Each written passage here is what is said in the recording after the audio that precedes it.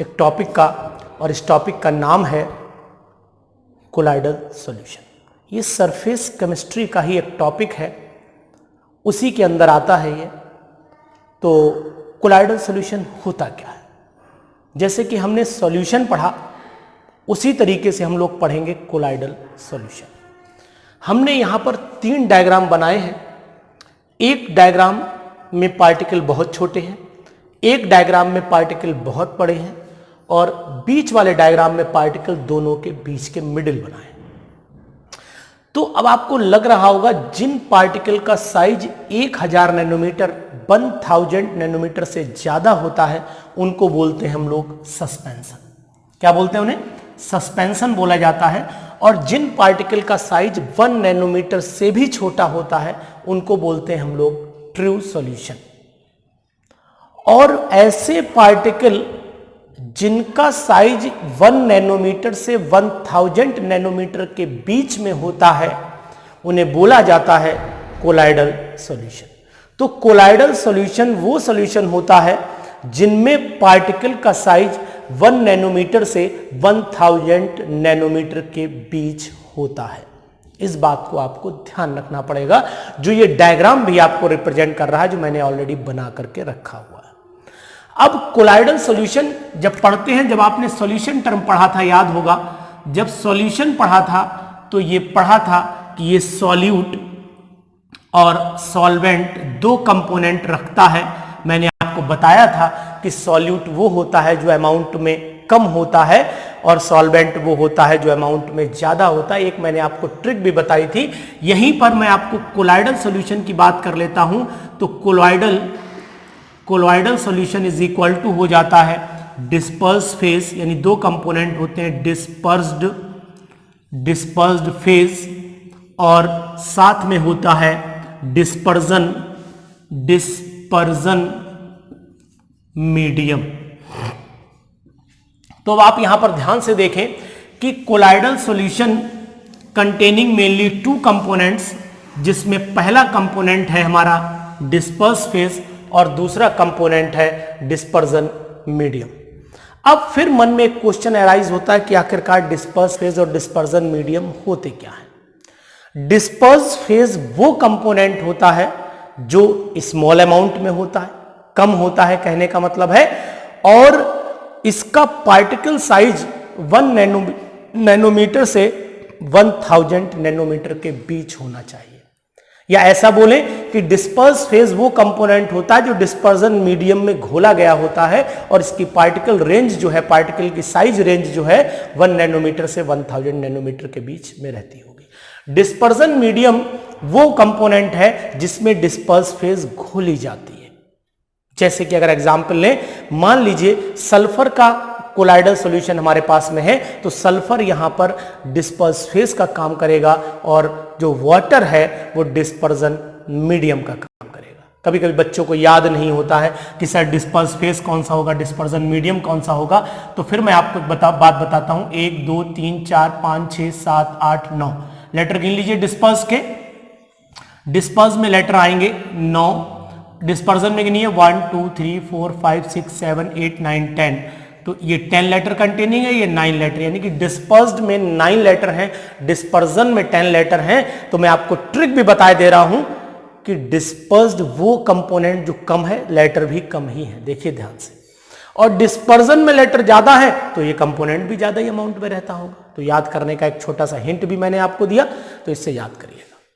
तो अब colloidal solution O is equal to हो जाता है डिस्पर्स फेज और डिस्पर्जन मीडियम।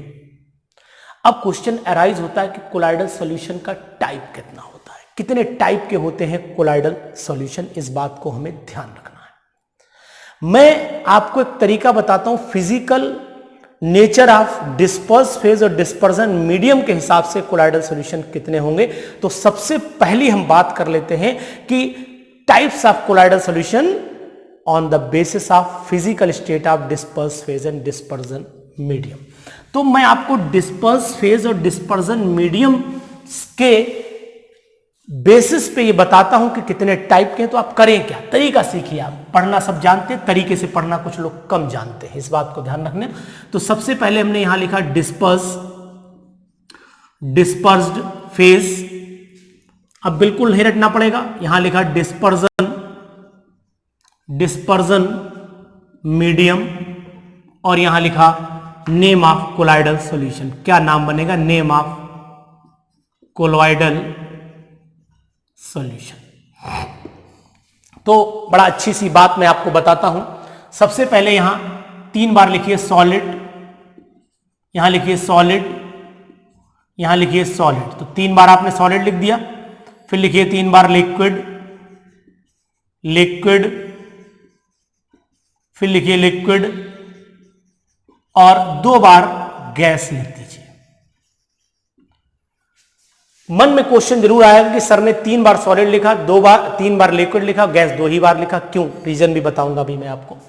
डिस्पर्जन मीडियम में आइए तो यहां पर पहले लिखिए सॉलिड, फिर यहां लिखिए लिक्विड, फिर यहां लिखिए गैस, यानी 3, फिर 3 बार सॉलिड, रिपीट करेंगे, लिक्विड, फिर यहां पर गैस, फिर एक बार सॉलिड, फिर लिक्विड, और मान लो यहां भी गैस लिखा होता, यहां भी गैस लिख देते, तो गैस गैस का सॉल्यूशन होमोजीनियस बन जाता, जो कोलाइडल सॉल्यूशन नहीं बन सकता है। इसलिए कोलाइडल सॉल्यूशन के जो टाइप्स हैं वो अब आपको दिखने लगे होंगे, 3, 4, 5, 6, 7, 8 टाइप के कोलाइडल सॉल्यूशन तैयार हो जाएंगे अगर आपने डिस्पर्स फेज, डिस्पर्जन मीडियम के। तो 8 बच्चे रटते हैं, कोई जरूरत नहीं रटने की। क्या करिए, पहले 3 बार सॉलिड, 3 बार लिक्विड, 2 बार गैस लिखिए, फिर solid liquid gas, solid liquid gas, solid liquid, बस याद हो गया। अब यहां पर नेम ऑफ कोलाइडल सॉल्यूशन भी मैं आपको बता देता हूं। अगर सॉलिड का सॉलिड में कोलाइडल सॉल्यूशन है तो कहलाता है सॉलिड सॉल। क्या कहलाता है? सॉलिड सॉल कहलाता है। अगर सॉलिड का लिक्विड में कोलाइडल सॉल्यूशन है तो केवल सॉल कहलाता है। क्या कहलाता है? सॉल कहलाएगा, केवल सॉल कहलाएगा। और अगर सॉलिड का गैस में है तो कहलाता है एरोसॉल। क्या कहलाता है? एरोसॉल। यानी कि यहां पर यह चीज ज्यादा होगी, ध्यान रखिएगा। अब लिक्विड का सॉलिड में, यानी कि लिक्विड को घोल दिया गया है सॉलिड के अंदर, तो जो सॉल्यूशन तैयार हो जाता है, आपने देखा होगा पेस्ट जो होता है, जेली जो होती है, तो यानी यहां पर हो जाएगा जेल्स। यानी कि सॉलिड, लिक्विड का सॉलिड में क्या बनेगा? जेल। लिक्विड का लिक्विड में बनेगा मिल्क जो होता है, इमल्सन बनेगा। क्या बनेगा बेटा? इमल्सन बनेगा। अब लिक्विड का गैस में क्या बनेगा? बहुत इंपॉर्टेंट है, लिक्विड का गैस में बनेगा लिक्विड एरोसॉल। क्या बनना चाहिए बेटा? लिक्विड एरोसॉल बनना चाहिए। तो यहां पर हम लिख देते हैं लिक्विड एरोसॉल बनता है। और गैस का सॉलिड में क्या बनेगा? गैस का सॉलिड में बनेगा यहां पर सॉलिड फोम बोल देते हैं, सॉलिड फोम, FOAM। और गैस इन लिक्विड, अब गैस इन लिक्विड बड़ा अजीब सी कंडीशन हो जाती है। गैस का लिक्विड में क्या बनेगा? तो यहां पर हम केबल फोम, जो आपने देखा होगा साबुन को पानी में घोल देते हैं, तो ये केबल फोम कहलाता है, सॉलिड फोम नहीं, वर्ड यूज होगा केबल फोम। तो हमने जो कोलाइडल सॉल्यूशन आपको दिखाया, ध्यान से बोर्ड की तरफ देख लीजिए आप, solid solid solid, liquid liquid liquid, gas gas. इनके एग्जाम्पल, पहला मैंने बोला सॉलिड सॉल, दूसरा बोला सॉलिड, इसके बाद एरोसॉल, फिर केवल दूसरा सॉल, फिर एरोसॉल, फिर जेल, फिर इमल्सन बोला, फिर हमने आपको लिक्विड एरोसॉल बोला, फिर आपको सॉलिड फोम बोला, फिर आपको मैंने फोम बोला। अब मन में ये क्वेश्चन जरूर आता होगा कि सर ये बताइए कि अगर पेपर में ये क्वेश्चन आता है कि write 1 example of solid sol, तो क्या एग्जाम्पल पॉसिबल है? तो मैं आपसे बात करता हूं, जैसे आपने कलर्ड जेम्स देखे होंगे, जैसे अंगूठी में जेम्स पहने जाते हैं, है ना, जेम स्टोन्स जिन्हें बोलते हैं, तो कलर्ड जेम्स जो होते हैं वो एग्जाम्पल होते हैं सॉलिड सॉल। अब आपके मन में आ रहा होगा, पहला एग्जाम्पल मैंने आपको बताया, ग्लासेस भी आते हैं इसके अंदर, जो कलर्ड ग्लासेस आते हैं वो भी उसी में आते हैं। सॉलिड लिक्विड में देखें तो सॉलिड लिक्विड में सल्फर का कोलाइडल सॉल्यूशन का पार्ट, सल्फर का कोलाइडल सॉल्यूशन ले लीजिए, आर्सेनियस सल्फाइड का कोलाइडल सॉल्यूशन ले लीजिए, गोल्ड का कोलाइडल सॉल्यूशन ले लीजिए, ये बहुत कॉमन होते हैं।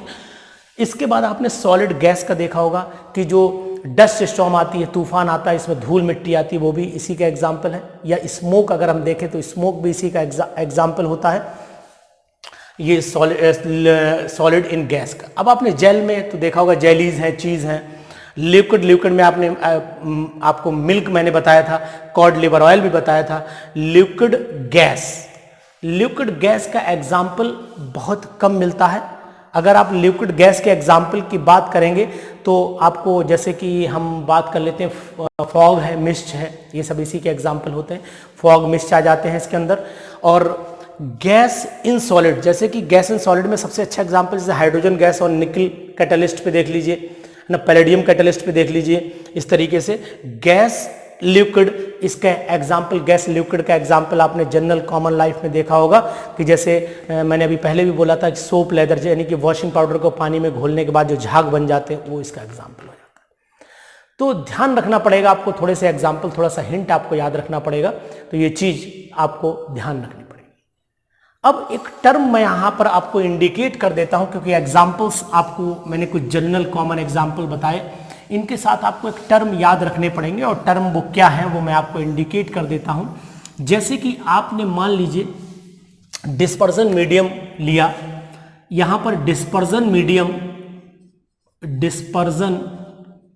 मीडियम अगर हमारे पास वाटर है, डिस्पर्जन मीडियम हमारे पास अगर बेंजीन है, डिस्पर्जन मीडियम हमारे पास अल्कोहल है, डिस्पर्जन मीडियम हमारे पास एयर है, तो कोलाइडल सॉल्यूशन का नाम क्या होगा? जो कोलाइड बनेंगे, कोलाइड सॉल्यूशन जो कोलाइडल बनेगा उसका नाम क्या होगा?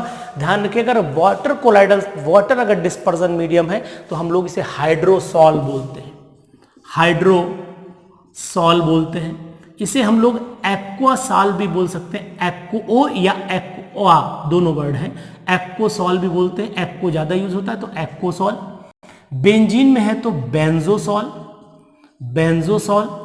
और अगर अल्कोहल में है तो एल्कोसॉल, और इसी तरह एयर में है तो एरोसॉल। तो अगर पेपर में आता है कि ये बताइए कि वाटर अगर डिस्पर्जन मीडियम है तो कोलाइडल सॉल्यूशन किस प्रकार का बनेगा, तो आप बता सकते हैं कि हाइड्रोसॉल बनेगा, बेंजीन है तो बेंजोसॉल, एंड सो ऑन, आपको याद रहना चाहिए। गैसेस है, एयर या गैसेस तो एक ही बात है, तो एरोसॉल याद रखिएगा। अब कोलाइडल सॉल्यूशन फिर दो पार्ट में डिवाइड कर दिए गए on the basis of affinity, यानी कि डिस्पर्जन मीडियम में डिस्पर्स फेज की एफिनिटी क्या है उसके हिसाब से कोलाइडल सॉल्यूशन डिवाइड किए गए दो पार्ट में। तो यहां मैं फिर दोबारा लिखता हूं कोलॉइड्स, और इनको दो पार्ट में फिर डिवाइड कर देता हूं। एक lyophilic colloidal solution, lyophilic solve बोल दीजिए, यहां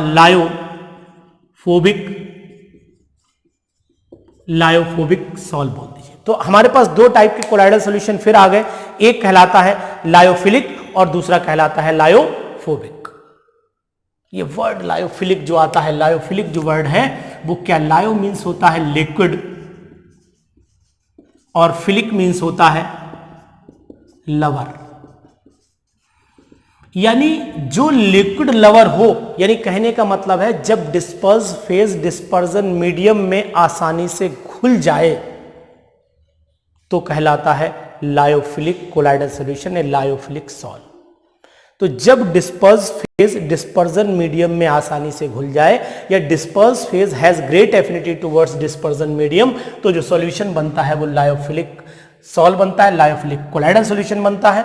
और अगर डिस्पर्जन मीडियम वाटर है तो ये कहलाता हाइड्रोसॉल। क्या कहलाता है ये? हाइड्रोसॉल। तो मतलब हाइड्रोफिलिक कहलाएगा यहां पर, HYDRO, हाइड्रोफिलिक सॉल्यूशन या हाइड्रोफिलिक सॉल्व कहलाएगा। ये रिवर्सिबल नेचर में होता है, यानी जितनी आसानी से ये बनता है उतनी ही आसानी से इसको बिगाड़ा भी जा सकता है। इस बात का आपको ध्यान रखना पड़ेगा। तो ये कहलाता है लायोफिलिक या हाइड्रोफिलिक कोलाइडल सॉल्यूशन। हाइड्रोफोबिक या लायोफोबिक जो वर्ड यूज हुआ है, लायो मीन्स होता है लिक्विड, और फिलिक मीन्स होता है, फोबिक मीन्स होता है हेट करना। फोबिया से वर्ड आया है, फोबिक वर्ड जो आया है फोबिया से, इसका मतलब होता है हेटिंग। तो अगर लिक्विड में मिलाने की कोशिश करेंगे तो मिलेगा नहीं जल्दी, मीन्स लिक्विड हेटर हो गया, या ऐसे बोले कि it has little affinity, come attraction है, यानी डिस्पर्स फेज डिस्पर्जन मीडियम में आसानी से नहीं मिलती होगी, इसलिए नाम रखा गया लायोफोबिक कोलाइडल सॉल्यूशन। ये इरिवर्सिबल होते हैं। जितनी भी प्रेसिपिटेशन रिएक्शन है वो प्रेसिपिटेट करके अगर कोलाइडल सॉल्यूशन बना रही है तो वो लायोफोबिक का एग्जाम्पल में आ जाती है। तो ये हमने पढ़ा लायोफोबिक और लायोफिलिक कोलाइडल सॉल्यूशन का एग्जाम्पल और उनका डिफरेंस पढ़े। अब ये जानते हैं कि लायोफिलिक और लायोफोबिक कोलाइडल सॉल्यूशन बनाते कैसे, बनने के तरीके क्या है, इसको भी थोड़ा सा पढ़ लेते हैं। तो अगर हम कोलाइडल सॉल्यूशन के प्रिपरेशन की बात करें तो जो चीज आसानी से बन जाती है उसका मेथड नहीं होता है, जो चीज आसानी से मिल जाती है उसके मेथड नहीं होते हैं, जो चीज आसानी से नहीं मिलती मेथड उसके बनाए जाते हैं। तो अब हम लोग प्रिपरेशन पढ़ लेते हैं। तो प्रिपरेशन कितने तरीके की, प्रिपरेशन ऑफ कोलाइडल सॉल्यूशन। अब कोलाइडल सॉल्यूशन की प्रिपरेशन को देख लेते हैं। तो कोलाइडल सॉल्यूशन को हम लोग दो तरीके से बनाते हैं। अब इसमें भी दो तरीके में बेटा लायोफोबिक बनाने जा रहे हैं, प्रिपरेशन ऑफ लायोफोबिक। ये लायोफोबिक है क्योंकि आपको मैंने बताया कि लायोफिलिक को आसानी से बनाते हैं इसलिए उसमें कोई मेथड नहीं है। यहां पर दो मेथड है। सबसे पहला है कंडेंसेशन मेथड और दूसरा है डिस्पर्जन मेथड। तो एक मेथड हमने यूज किया कंडेंसेशन और दूसरा मेथड यूज किया डिस्पर्जन। दोनों की बात कर लेते हैं। कंडेंसेशन मेथड जैसा कि नाम इंडिकेट कर रहा है कि छोटे छोटे पार्टिकल्स को कंडेंस करके हम लोग 1 नैनोमीटर से 1000 नैनोमीटर की रेंज के पार्टिकल तैयार कर देंगे और वही कहलाएंगे कोलाइडल सॉल्यूशन। तो यहां कंडेंस करके बनाया जाएगा। अब कंडेंसेशन में भी बेटा दो मेथड्स चलेंगे। इसमें दो मेथड है। पहला है बाई केमिकल मेथड, इसलिए अलग अलग लिख रहा हूं, समझ में आया आपको, केमिकल मेथड, और इसमें हो जाता है फिजिकल मेथड। तो केमिकल और फिजिकल को एक्सप्लेन करता हूं। केमिकल में बाई केमिकल रिएक्शन चलेगा। इसमें सबसे पहला मेथड है डबल डिकम्पोजिशन रिएक्शन। दूसरा मेथड हो जाता है, पहले मैं इसको एक्सप्लेन कर देता हूं। इसमें आर्सेनियस सल्फाइड का कोलाइडल सॉल्यूशन बनाते हैं। कैसे बनाते हैं, AS2O3 प्लस, अब इसमें H2O3 में हम लोग क्या करते हैं, पास कर देते हैं AS2O3, आर्सेनियस ऑक्साइड है, इसमें H2S गैस पास कर दें। अब जैसे ही H2S गैस पास करेंगे बनेगा AS2S3 प्लस 3H2O। तो ये डबल डिकम्पोजिशन मेथड हो जाता है। इसी के बाद इसकी कंटिन्यूएशन में दूसरा मेथड हो जाता है हमारे पास ऑक्सीडेशन मेथड। इसमें क्या करते हैं, अगर SO2 के सॉल्यूशन लिया हमने, SO2 का सॉल्यूशन लिया, इसमें H2S गैस पास कर दी। तो यहां पर हमने मान लीजिए ये 2H2S ले लिया और SO2 का सॉल्यूशन दोनों के मिक्सचर में जब पास की तो बन गया यहां पर 3S और यहां पर हो जाता है आपका 2H2। तो ये सल्फर का कोलाइडल सॉल्यूशन तैयार हो जाएगा। अगर हम लोग तीसरा मेथड रिडक्शन की बात करें तो AuCl3 2AuCl3 प्लस 3SnCl2 ले लें और इसका जब कोलाइडल सॉल्यूशन बनाएं तो इनको दोनों को आपस में मिक्स करेंगे तो यहाँ 2Au गोल्ड का कोलाइडल सॉल्यूशन बनेगा और 3SnCl4 बन जाएगा। इस तरीके से कोलाइडल सॉल्यूशन तैयार हो जाता है हमारा गोल्ड का। अब हम ये कौन सा मेथड लिया हमने, रिडक्शन। ये यहाँ पर मैं लिखना भूल गया इसलिए यहाँ लिख देता हूँ, रिडक्शन मेथड है। इसके बाद आ जाता है बाई हाइड्रोलिसिस मेथड। तो हाइड्रोलिसिस में क्या होता है कि वाटर के साथ ट्रीटमेंट देते हैं, यानी कि FeCl3 को अगर हम वाटर में मिला देते हैं, H2O में मिला देते हैं तो FeOH का होल थ्राइस का कोलाइडल सॉल्यूशन बनेगा HCl के अंदर। तो ये केमिकल मेथड है। फिजिकल मेथड हम जब कंसीडर करेंगे तो फिजिकल मेथड में ये ध्यान रखना पड़ेगा कि हम बाई एक्सेसिव कूलिंग यानी बहुत ज्यादा ठंडा करके कोलाइडल सॉल्यूशन बना सकते हैं। ठंडा करने के बाद भी कोलाइडल सॉल्यूशन बनेगा और अगर हम चाहें तो एक प्रॉपर सॉल्वेंट भी मिलाकर बाई एक्सचेंज ऑफ सॉल्वेंट, एक सॉल्वेंट है उसको दूसरे सॉल्वेंट से एक्सचेंज कर दें तब भी कोलाइडल सॉल्यूशन बन जाता है। तो ये बनाने के मेथड हमने आपको बताए। लेकिन डिस्पर्जन मीडियम जो डिस्पर्जन मेथड है, इस डिस्पर्जन मेथड को हम लोग डिटेल से डिस्कशन करेंगे। सबसे पहला मेथड हम लोग लेंगे मैकेनिकल डिस्पर्जन मेथड। कौन सा मेथड कंसीडर करेंगे, मैकेनिकल डिस्पर्जन मेथड। अब मैकेनिकल डिस्पर्जन मेथड में जो टर्म यूज होगा वो टर्म कौन सा होगा वो हम आपको बताते हैं। तो सबसे पहले हम हेडिंग बना लेते हैं मैकेनिकल डिस्पर्जन मेथड। ये मैकेनिकल डिस्पर्जन मेथड होता क्या है, इसमें एक कोलाइडल मिल ली जाती है। कोलाइडल मिल में दो मेटल डिस्क होती हैं, ऊपर वाली मेटल डिस्क में एक हुपर लगा होता है इस तरीके से, यहाँ पर नॉब लगी है, फिक्स है मेटल की प्लेट, और इसके नीचे ये मोबाइल प्लेट है।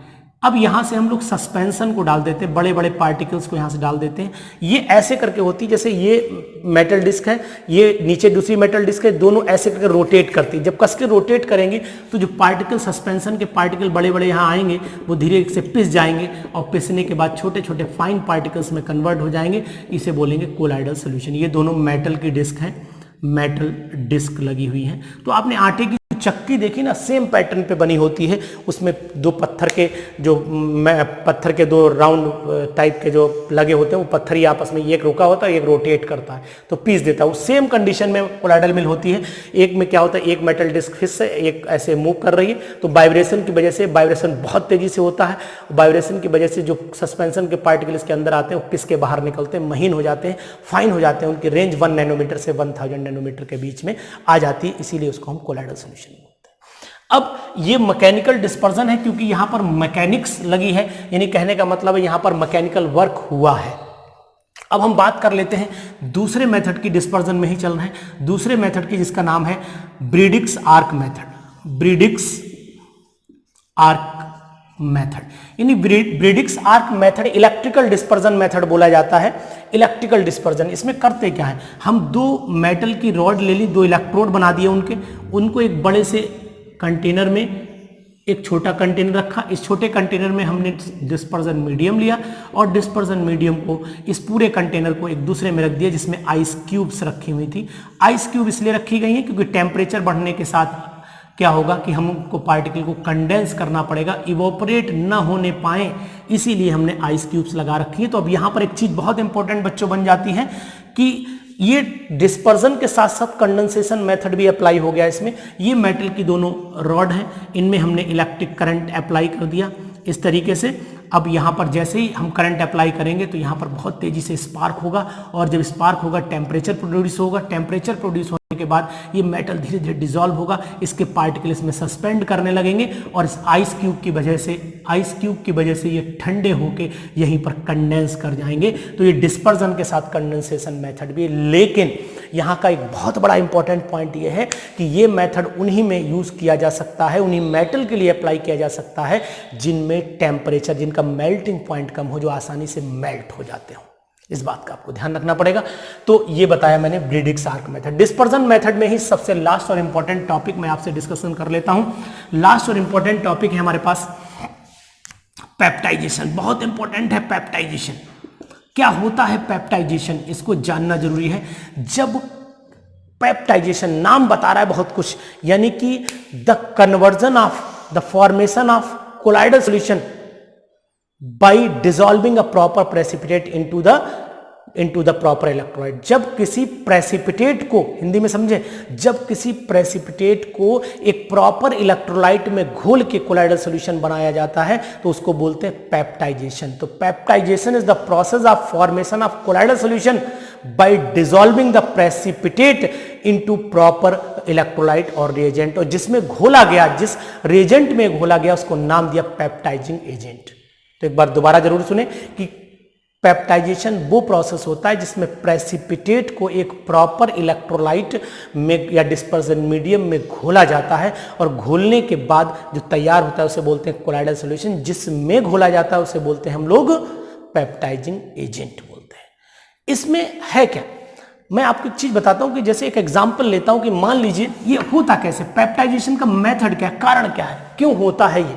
अब हमने मान लीजिए ये FeOH का होल थ्राइस का प्रेसिपिटेट है, FeOH के होल थ्राइस का प्रेसिपिटेट है, इसको मैंने डिसॉल्व कर दिया FeCl3 के अंदर।